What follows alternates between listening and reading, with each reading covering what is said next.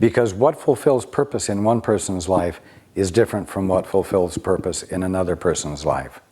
And I mean this in the sense of the fact that what fulfills purpose in this person's life and what fulfills purpose in this person's life all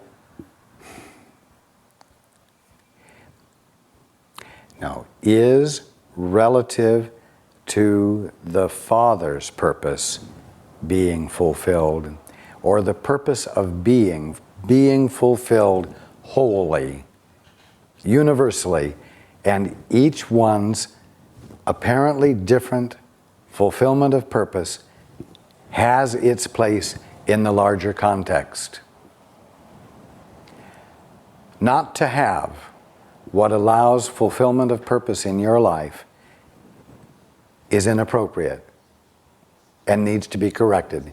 And if you are disallowing it by being miserly, then you will have to learn to open up. But you cannot say, I should be a millionaire, or I should have abundance far beyond anything I could use.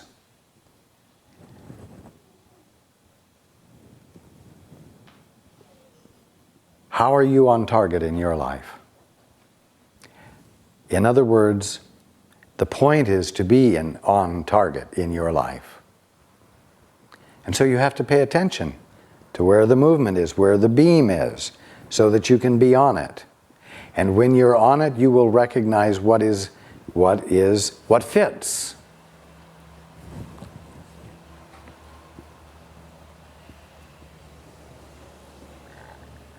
And it may appear that you have more than someone else, but someone else has what fits, and it's perfect for them, and it's perfect in the larger context of things. Now, therefore, how much each one has is not the issue. It's whether each one is on purpose or not. So somebody may have an SUV and an RV and a BMW, etc., going down the road. If it fulfills purpose, great. If it's a fulfillment of ego wants, that is not great. And that's where coming back into balance is needed. If you have 3 expensive cars and you have them to prove to the world how great you are, you're out of balance. And you need to come back into balance. And so someone witnessing for you on your behalf would be one who would illustrate these points to you in a way that you could grasp, hopefully, and begin to see differently so that your behavior would voluntarily change. And so that you would pay less attention to how other people saw you and more attention to whether you are on the beam, on target with your life, relative to the fulfillment of your life that is a result of being in harmony with what God is expressing of Himself right where you are. You see what I'm saying? Yes. Well, can you tell, am I on the beam in this regard?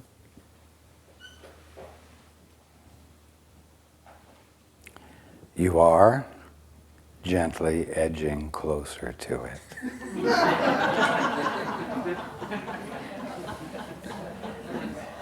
And to be perfectly clear... See, you did it again.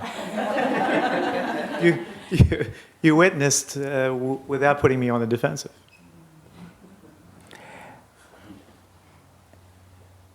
It is something we are grateful for. And whether you are coming back onto the beam quickly or not is not as important as the fact that you are gently coming back. Because it's been a long time that you weren't coming anywhere near being on the beam. And so relatively speaking, the movement that is occurring is cause for great rejoicing. And we are happy. And you should be happy. And there's nothing less than that I would want to convey to you. And I know you are experiencing the gently increasing blessing of your coming back on the beam.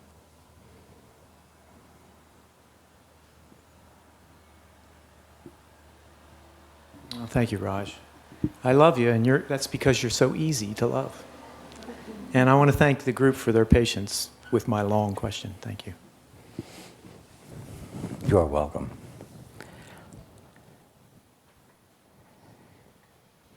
Every one of you is easy for every one of you to love if you don't indulge in having other preferences.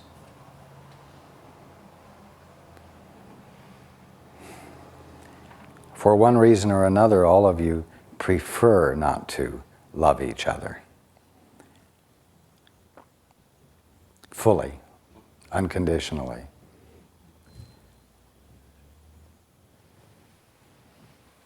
And without those conditioned preferences, you would find it easy to love each other. And so why am I saying this? I'm saying it because since it really is easy to love each other, why not just abandon your preferences not to love each other and experiment?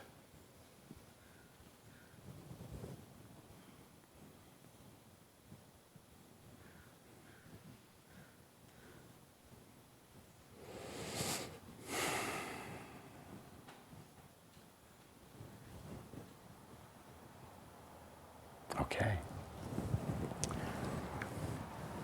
Hands. Who of you that has your hands up isn't going to be here tomorrow? Okay, right here. I trust that you are telling the truth.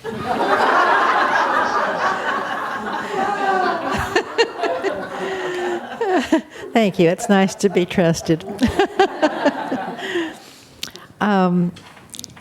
Several months ago, I became associated with a group in my area that's been established, according to their words, to bring about world peace through helping us to find that within ourselves. And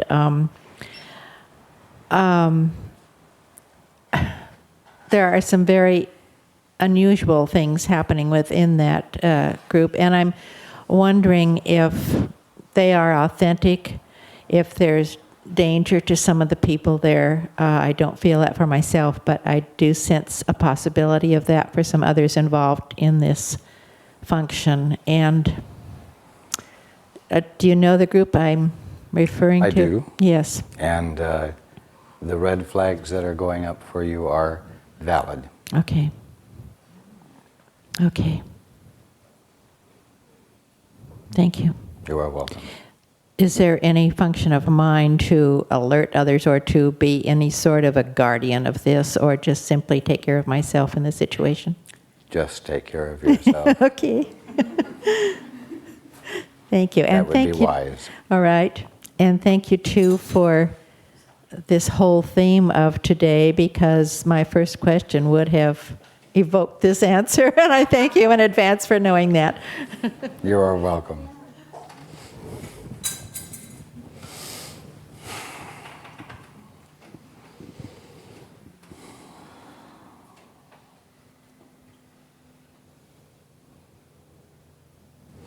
Hands.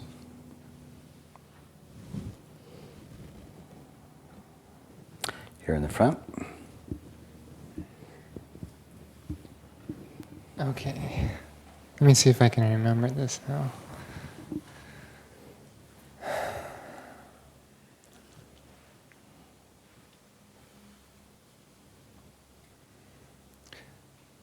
Well, first of all, your your answer to Jesse has jolted my experience, and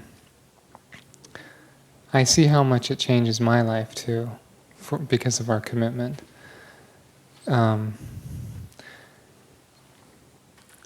It feels right.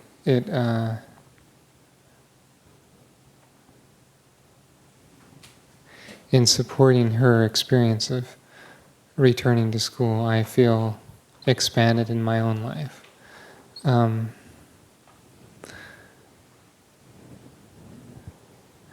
There was initial fear of reaction I noticed that suggested that my needs wouldn't be met. I don't really feel like that needs to be addressed because I see it as a fear. That there,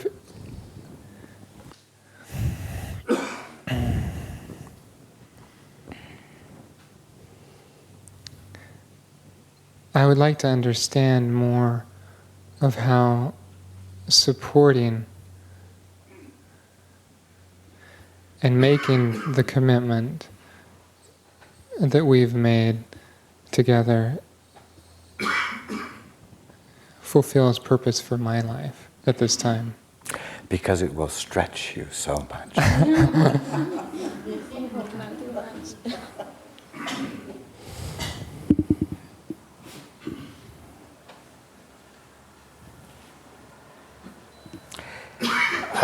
Because it's going to shake you out of what I'm going to call an artificial sense of stability and help move you into a more grounded experience of stability. One that allows you to address practical needs better.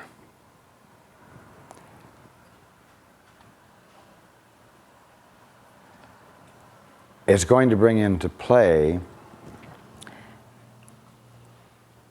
a greater understanding of what commitment means, which will ground you even more. The more grounded you are, or even the more firmly your feet are placed on the surfboard, means that you will have a smoother ride, a more fulfilling ride. To be grounded does not mean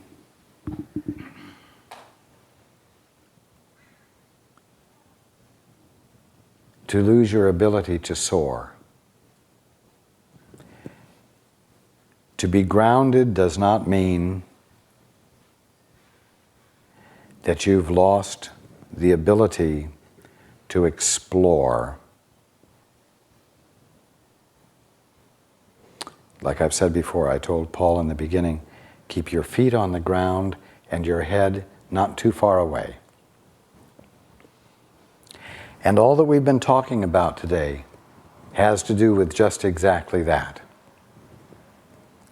So that no one gets caught up in lofty metaphysical or spiritual concepts to the point where they are not relevant to the arena in which love is to be brought, expressed, and the arena in which miracles occur. You see?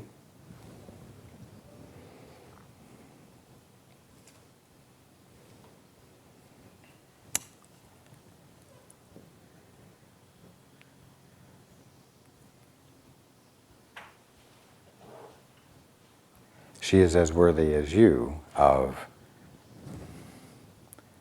fulfillment of purpose. And if you give her the right to have fulfillment of purpose,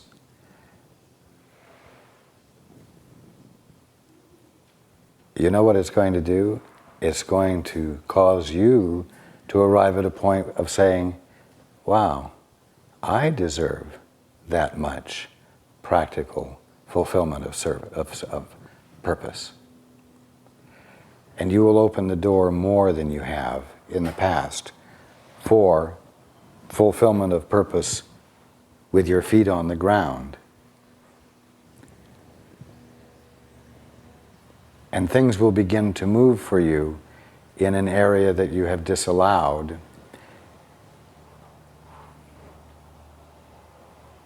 because you felt that if you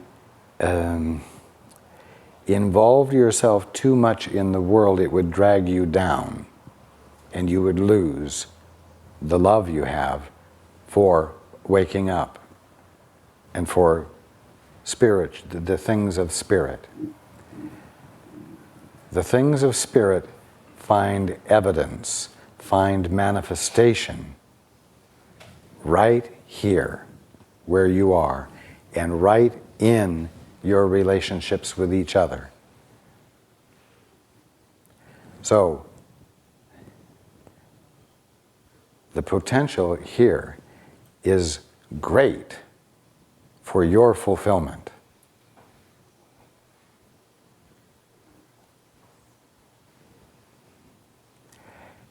And if she persists, it's going to serve you well in terms of what I'm going to call relatively graceful transformation for you.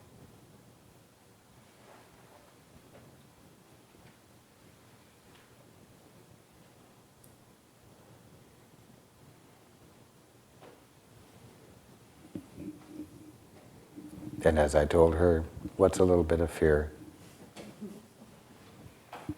Go for it.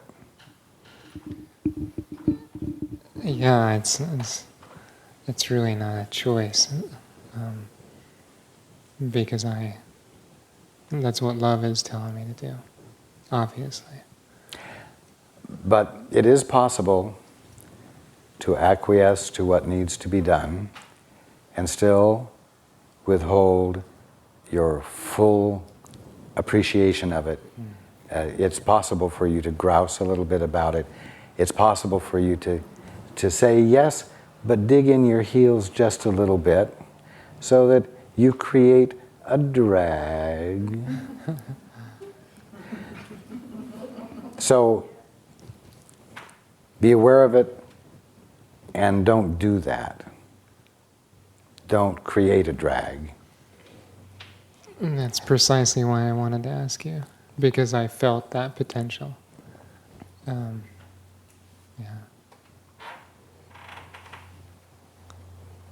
Yeah, this isn't such a bad place. I'm realizing. I'm realizing how I have separated the differences, or projected differences, of the kingdom of heaven and here. And in the simplicity of life, at this point in my life, I'm almost wondering if I'm complacent because it seems so simple. And it doesn't have all the glitter that spirituality had. It's becoming... But it has all the fulfillment. Yeah, much more fulfillment, indeed. Yeah. Yeah. Yeah, the ego would always have you looking in the wrong place for fulfillment. Mm-hmm. And it would even use spirituality as the means of distracting you from your divine inheritance. Yeah, it's hard to even say the word. So, whether he does it or not, do it.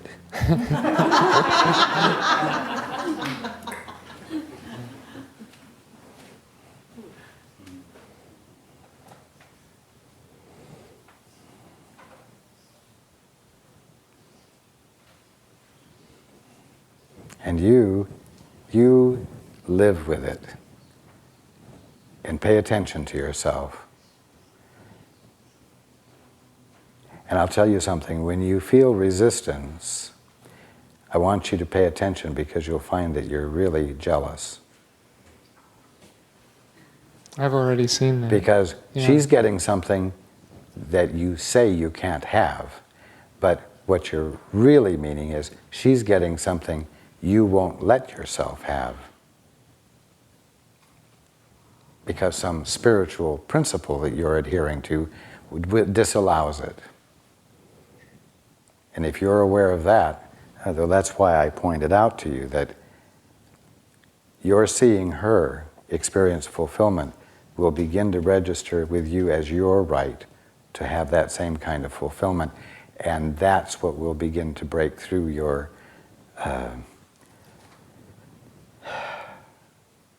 unwillingness to embrace it, your fulfillment, for spiritual reasons. Does that blockage specifically relate to my vocation? I'm sorry, does what?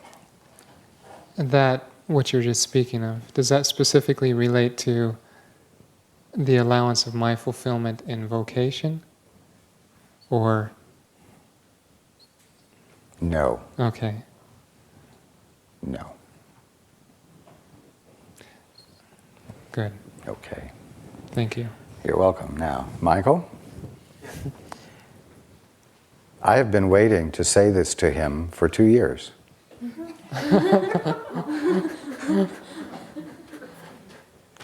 But he couldn't hear it before now. So, do you see that it's not about control, it's always about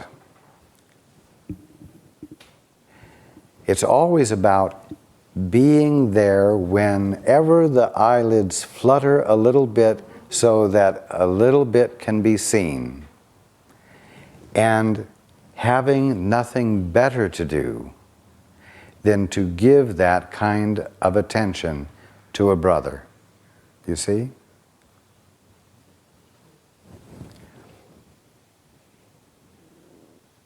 It's fine that it happened today and not 2 years ago.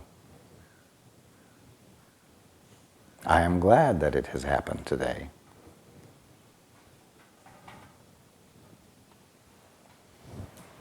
I love you. I love you too. Thank you. You are welcome.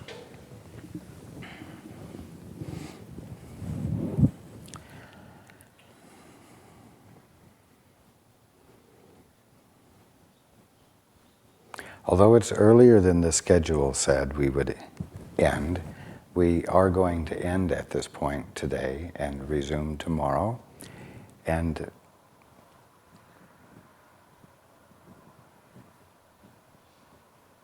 it's actually a perfect time to end because there is such balance that has come into expression today.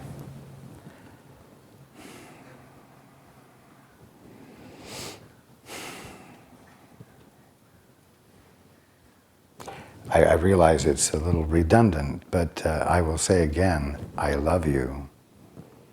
And I hope maybe today you understand what that means when I say it a little more fully. And it is also my hope that because you do understand what it means a little more fully, that you will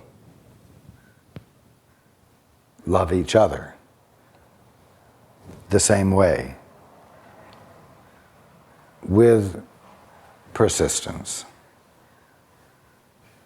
There may not be a large number of the total population of the world in this room today, but a little leaven leavens the whole lump. So remember that your little willingness is not inconsequential.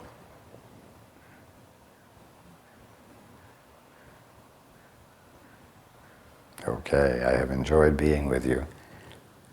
I look look forward to being with you again tomorrow. You are welcome.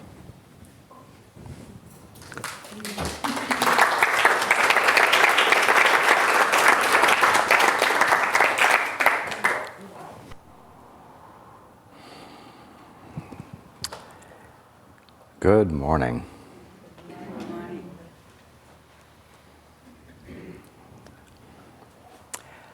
Who has a question?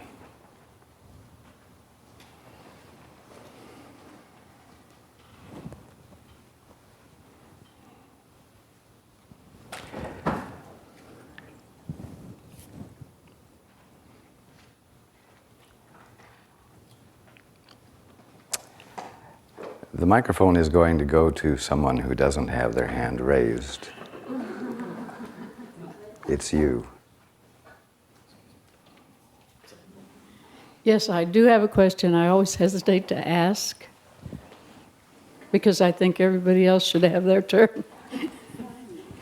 But I do have a question. I feel as if I'm at a kind of a fork in the road in my personal unfoldment. I've been with this congregation for nearly 14 years. We've done wonderful things together, but there has been sort of a feeling of inertia. I don't know if it's in me or in them or in all of us. And we have an opportunity to build a Montessori school on our property. We've started a fund for it, and it's all systems are go, but if we want to go with it. And I don't feel a lot of enthusiasm, and so then I'm thinking, well, maybe they're tired of me, or whatever. And then I think, well, maybe I'm at a place where I'm needing to make a change geographically or otherwise, but I don't want to get out of circulation. And so my question, I'm hopeful that you could shed some light on my path.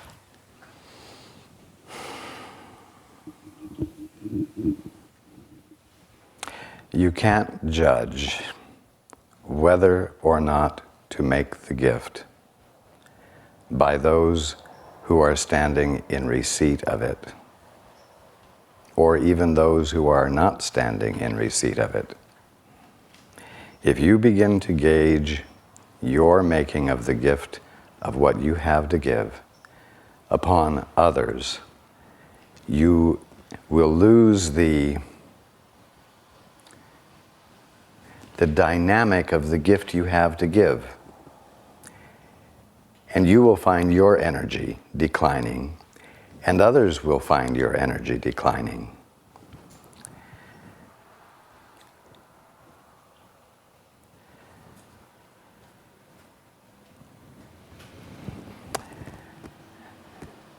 You're not getting old. And you're not losing the essence of you, nor is the need for the essence of you to be shared declining, but you need to renew your commitment to it.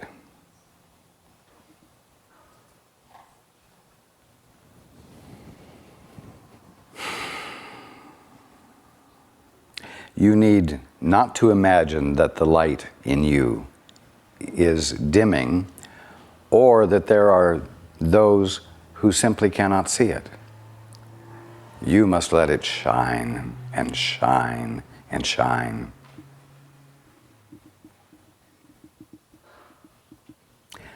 Don't withdraw from the giving of the gift that you have. Let there be renewal in you of,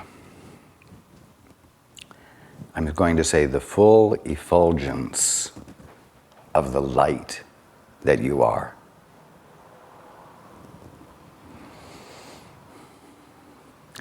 Stop catering to the congregation. Stop catering to what you imagine about the congregation.